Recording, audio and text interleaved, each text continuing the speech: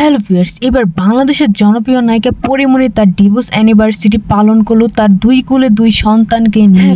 ঠিকই শুনছেন, বাংলাদেশের এইবার প্রথমবারের মতো এমন ঘটনা দেখা গেল, তাও সেই ঘটনা ঘটাইছে পরীমনি। পরীমনি সবসময় আনকমন কিছু করারই চেষ্টা করে, এইবার তার ডিভোর্স অ্যানিভার্সারি পালন করে পুরাই আনকমন করে দিয়েছে বাংলাদেশে প্রথমবারের মতো এই নায়িকা। জনপ্রিয় নায়িকা পরীমনি শরীফুল রাজের সাথে ডিভোর্সের পরে তিনি আর নতুন করে কারোর সাথে জড়িত হয়নি প্রেম অথবা বিবাহতে। এই নায়িকা বরাবরের মতো কয়েকটা বিয়েই করেছে, কয়েকবারই প্রেমে পড়েছে, কিন্তু এইবার শরীফুলের রাজের সাথেই ছিল যেন তার লাস্ট প্রেম ও ভালোবাসা। এইবার শরীফুলের রাজের সাথে বিচ্ছেদ হওয়ার পরে এই নায়িকা সম্পূর্ণরূপে ভালোবাসা থেকে তার মন উঠে গিয়েছে এবং তিনি বিবাহ হয়তোবা আর জীবনেও করবে না। দেখা গিয়েছে পরীমনি 6 দিনের এক বাচ্চাকে দত্তক নিয়েছে এবং তিনি এখন 2 জননীর মা। পরীমনি 2 সন্তানকে নিয়ে জীবন তার যেন ফুরফুরে ভাবে কাটছে। দেখা যাচ্ছে তিনি দিন দিন যেন আরো অনেক কিছুই করছে উন্নতি। পরীমনি সবসময় তার সন্তানদেরকে নিয়ে সোশ্যাল মিডিয়ায় অনেক বেশি অ্যাক্টিভ থাকে। দেখা যায় ছেলে ও মেয়ে দুষ্টামি করে, সেই ভিডিওগুলো সোশ্যাল মিডিয়ায় আপলোড করে এবং পরীমনি যাই করুক না কেন